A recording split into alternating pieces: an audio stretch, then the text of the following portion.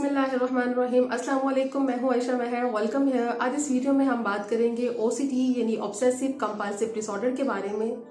हम बहुत ही सादा और आसान अल्फाज में समझेंगे कि ओसीडी क्या होती है, इसकी रीजंस क्या है और क्या इसका ट्रीटमेंट मुमकिन है। तो चलिए वीडियो स्टार्ट करते हैं।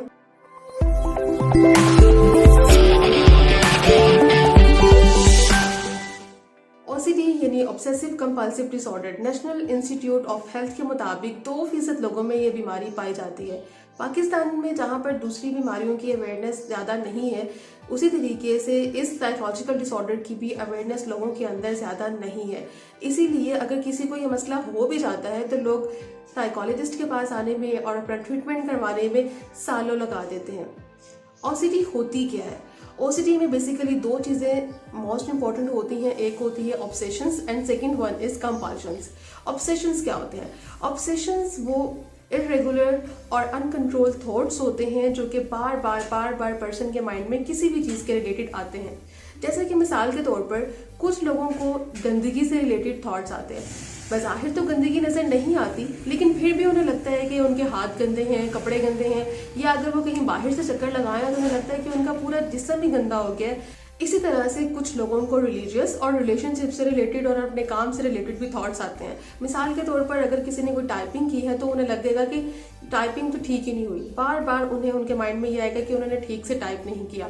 कुछ लोगों को बार बार दरवाज़ों को चेक करने की थॉट्स आ रहे होते हैं और कुछ लोग इवन अपने बिस्तर से उठ कर रात को अपने चूल्हे के गैस और अपने दरवाजे खिड़कियां चेक कर रहे होते हैं। ये सारी थॉट्स ऑब्सेशंस कहलाते हैं। जब ये ऑब्सेशंस ज़्यादा हो जाते हैं तो पर्सन के दिल में घबराहट होना शुरू हो जाती है और इस घबराहट को रिलीज करने के लिए वो कुछ एक्शंस करते हैं जिनको हम कंपल्शंस बोलते हैं। यानी थॉट आई कि मेरे हाथ गंदे हैं, मेरा जिस्म गंदा है, तो फौरन उठ के नहाना शुरू कर दिया, हाथ धोना शुरू कर दिए। फिर अगेन थॉट आई कि मैंने टाइप किया हुआ है वो ठीक नहीं है, तो बार बार जो है जितनी बार थॉट आई टाइपिंग के हवाले से उतनी बार ही अपनी टाइपिंग को चेक करना शुरू कर दिया। इसी तरीके से कुछ लोगों को आदत होती है सिमेट्री में चीज़ें रखने की, जितनी मर्जी तरतीब से चीज़ें रखी हों, लेकिन जब उन्हें बार बार थॉट्स आ रहे हैं कि नहीं चीज़ अभी भी तरतीब से नहीं रखी गई, तो बार बार वो एक्शंस करते हैं, उन चीज़ों को बार बार तरतीब से रखने की कोशिश करते हैं। अपने आप को अपने अंदर सेटिस्फेक्शन देने के लिए वो एक्शंस बार बार करते हैं। तो ऑब्सेशंस और कंपल्शंस के इन सर्कल से ही ओसीडी बनती है। ओसीडी के मेन रीजंस की बात करें तो जेनेटिक फैक्टर्स और न्यूरोकेमिकल के इम्बैलेंस को इसका मेन रीजन बताया जाता है, लेकिन कुछ केसेस में पर्सनालिटी ट्रेट्स और आपका एनवायरनमेंट भी कहीं ना कहीं ओसीडी की वजह बनता है। अब आता है मोस्ट इंपॉर्टेंट क्वेश्चंस कि ओसीडी का ट्रीटमेंट मुमकिन है और अगर है तो कैसे है, क्योंकि इसके बारे में बहुत से मिथ्स हैं। कुछ लोगों को लगता है कि ओसीडी को कभी ट्रीट ही नहीं किया जा सकता और कुछ लोगों को लगता है कि इसके लिए सिर्फ मेडिसिन है और कुछ लोगों को लगता है कि सिर्फ साइकोथेरेपी से ही ओसीडी को ट्रीट किया जा सकता है। तो ओसीडी को ट्रीट करने के लिए सबसे जो बेस्ट वे होता है वो ये होता है कि अगर किसी को ओसीडी है तो वो सबसे पहले जाएगा साइकोलॉजिस्ट के पास और साइकोलॉजिस्ट सबसे पहले उसका इनिशियल इंटरव्यू करेंगे, फिर उससे उसकी डिटेल हिस्ट्री ली जाएगी और फिर उसके बाद ओसीडी से रिलेटेड साइकोलॉजिकल टेस्ट किए जाएंगे, जिससे पता चलेगा कि ओसीडी है। अगर है तो फिर उसका लेवल क्या है, आया वो माइल्ड टू मॉडरेट है, मॉडरेट टू सीवियर है, या एक्सट्रीम लेवल पर है।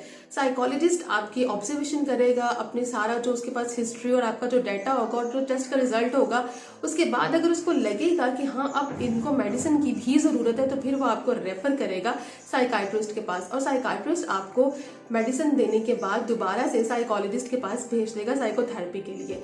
बहुत कम केसेस में ऐसा होता है कि हमें मेडिसिन की ज़रूरत पड़ती है ओसीडी को ट्रीट करने के लिए। अदरवाइज ओसीडी को जो है वो सिर्फ और सिर्फ साइकोथेरेपी से भी ट्रीट किया जा सकता है। साइकोथेरेपी में exposure response therapy main role play करती है। यहाँ पर सोचने और समझने की बात यह है कि अगर किसी को भी ओसीडी है तो फौरन अपना ट्रीटमेंट करवाना चाहिए, क्योंकि ओसीडी जो है वो दीमक की तरह इंसान जैसे दीमक लकड़ी को खाती है, इसी तरीके से ये आपकी पर्सनालिटी को, आपके ड्रीम्स को, आपकी लाइफ को ख़राब कर देती है। बहुत से काबिल लोग इस बीमारी की वजह से वो सब कुछ जो वो डिज़र्व करते हैं वो हासिल नहीं कर पाते और वो लोग पहले खुद से, फिर अपने माहौल से, अपने घर वालों से बेजार होकर अपने आप को आइसोलेट कर लेते हैं। हर बीमारी का, हर मसले का इलाज मौजूद है, क्योंकि पाकिस्तान में इन चीज़ों की अवेयरनेस इतनी ज़्यादा नहीं है। इसीलिए ये वीडियो बनाने का मकसद है कि आप लोगों के अंदर थोड़ी सी अवेयरनेस पैदा की जाए कि आप अपने तमाम जो प्रॉब्लम्स हैं वो उनको शेयर करें और ना सिर्फ शेयर करें बल्कि उनको उनका ट्रीटमेंट भी करवाएं और एक अच्छी और बेहतर ज़िंदगी गुजार सकें, क्योंकि एक अच्छी और प्रोडक्टिव लाइफ गुजारने के लिए ज़रूरी है कि आप मेंटली और फिजिकली दोनों तरह से फिट हो। आई होप ये वीडियो आपके लिए बेनिफिशियल रही होगी। Thank you so much. अल्लाह हाफिज़।